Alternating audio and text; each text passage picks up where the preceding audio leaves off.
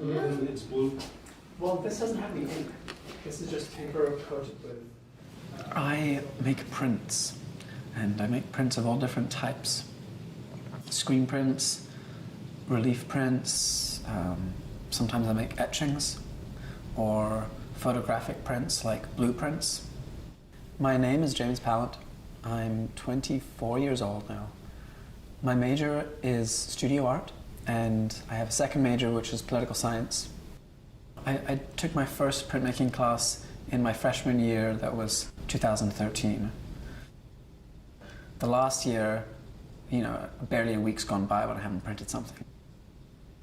It was my first time putting up a show, and I think the fact that it was all my work was significant. Everything in the show was printed within the last year, but about 75% of it was made within the last month. It was exploring, first of all, the aesthetic of technology in a way, especially the prints about the microchips. I was really fascinated by those clean lines and all the shapes, and it's very mechanical, industrial. By the time the show was ready to open, I felt pretty fried because I had been working so hard, and then there was the deep fried screen prints, and it all just kind of, that's what you got to call it.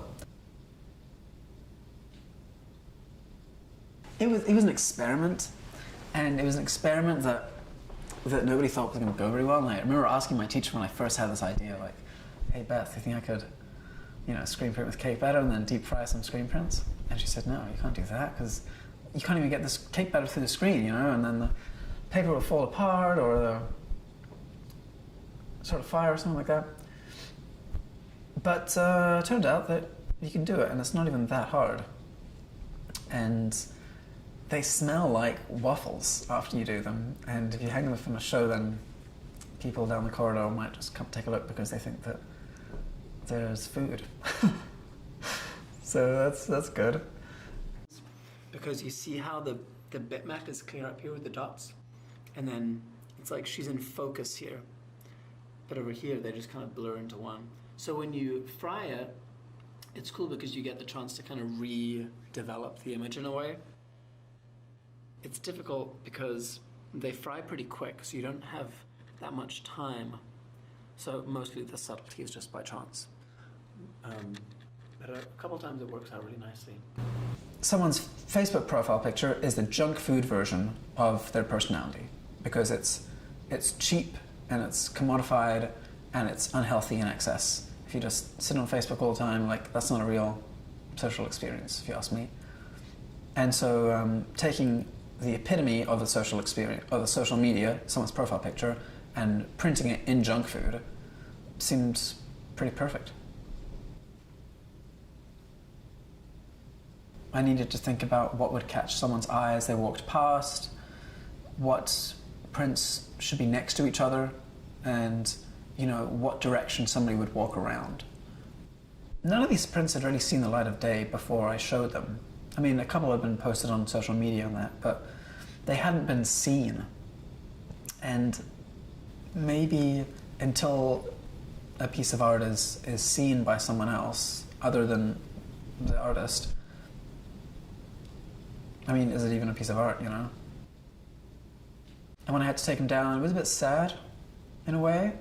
It was also a little scary because I was taking down all this work and I was like, bloody hell, what am I going to make next? Am I going to keep on the same thing that I've been doing? Am I going to come up with something totally new?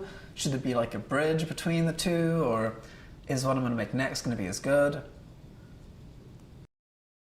I think this one is my favorite. Technically. This is technically my favorite because it took a long time to get it just right. And even though the concept itself, you know, I feel like this piece speaks for itself because a lot of people see that it looks like a city, it looks like buildings, and that's scary. That's kind of what it's all about nowadays, isn't it? It's all about internet and technology, and